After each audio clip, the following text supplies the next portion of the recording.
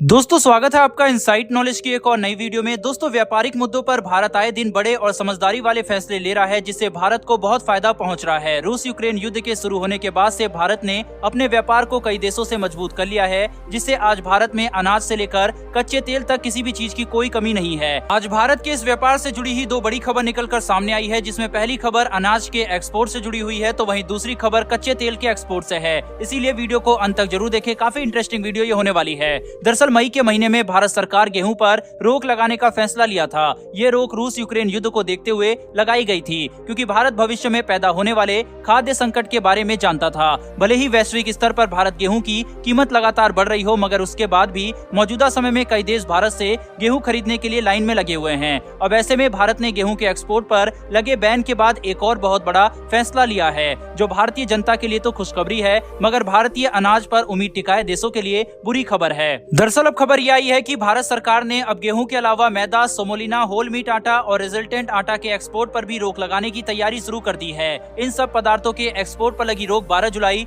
2022 से लागू होगी। इसके बाद आटे के एक्सपोर्ट के लिए एक्सपोर्टर्स को इंटर मिनिस्ट्रियल कमेटी से मंजूरी लेने की जरूरत पड़ेगी। रेफरेंस के तौर पर आप स्क्रीन पर अमर उजाला का आर्टिकल भी देख सकते हैं। हाल ही में DGFT यानी कि directorate general of foreign trade ने एक नोटिफिकेशन जारी करते हुए इस बात की जानकारी दी थी। नोटिफिकेशन में बताया गया कि गेहूं के एक्सपोर्ट की नीति तो समान बनी रहेगी, लेकिन इसको एक्सपोर्ट करने के लिए इंटर मिनिस्ट्रियल कमेटी से मंजूरी लेने की जरूरत होगी। नोटिफिकेशन में आटे के अलावा मैदा, सोमोलिना, होल मीट और रेसिस्टेंट आटा के लिए भी ये नियम लागू किए गए हैं, और कमेटी से मंजूरी मिलने के बाद ही अब इन उत्पादों को भारत से एक्सपोर्ट किया जा सकेगा। आपको बता दें कि इन पदार्थों पर ये नियम लागू करने का सरकार सबसे बड़ा कारण ये बता रही है कि आटों की कीमतों को समान रखना है। दरअसल जब सरकार ने मई के महीने में गेहूं के एक्सपोर्ट पर रोक लगाई थी, तब दूसरी तरफ आटे का एक्सपोर्ट तेजी से बढ़ गया था, और इसी वजह से आटे की उपलब्धता कम हो रही थी। साथ ही कीमतें बढ़ने का भी खतरा मंडरा रहा था। वहीं कुछ कंपनीज ने आटे के दाम भी बढ़ा दिए थे, मगर वैश्विक स्थिति के चलते सरकार इस पर ज्यादा ध्यान नहीं दे रही थी।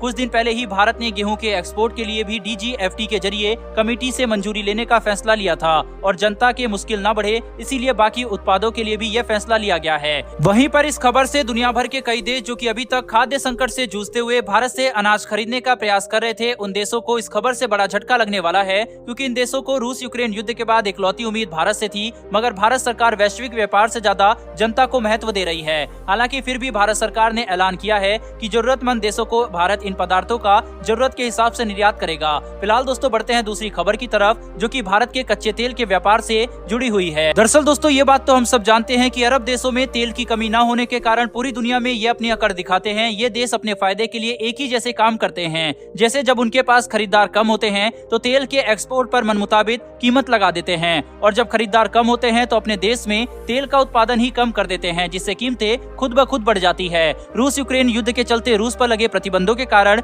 इन देशों ने अपने फायदे के लिए तेल की कीमतें दोगुनी कर दी थी, जिसका अमेरिका समेत यूरोपियन देशों से खूब फायदा उठाया जा सके। मगर अब भारत ऐसी स्थिति में आ चुका है जिससे अब इन देशों की मनमानी नहीं चल पाएगी। दरअसल रूस से सस्ते में खूब तेल तो भारत खरीद ही रहा है, जिससे अब कुछ देश भारत का रिफाइंड पेट्रोलियम डीजल और जेट फ्यूल खरीदने में इंटरेस्टेड हैं। धीरे धीरे भारत अब इस तेल को आगे बेचने के लिए तैयार है, मगर जनता की आपूर्ति के बाद इस बात को सुनिश्चित करने के लिए भारत सरकार ने कुछ दिन पहले तेल के एक्सपोर्ट पर भारी टैक्स भी लगाया था। मतलब कुल मिलाकर अब खाड़ी देश के अलावा भारत भी तेल बेचने के लिए तैयार है, मगर भारत ने इस तेल के व्यापार के लिए शर्त अनुसार दाम बढ़ाए हैं। अब क्योंकि यूरोपियन देश भारत से तेल न खरीदे, उसके लिए अब इन अरब देशों को तेल के दाम कम करने पड़ेंगे, और उम्मीद जताई जा रही है कि आने वाले समय में बहुत ही जल्द वैश्विक स्तर पर तेल की कीमतों में गिरावट आएगी। क्योंकि भारत तेल अरब देशों जितना महंगा नहीं बेच रहा है, इसीलिए अरब देशों को न चाहते हुए भी अपना तेल यूरोपियन देशों को सस्ते में बेचना पड़ेगा। अगर इन देशों में तेल की कीमतें गिरती है तो भारत भी इन देशों से और तेल खरीदेगा, और भारत में भी तेल की कीमत कम होगी, और इसीलिए यूरोपियन देशों का दबाव और भारत का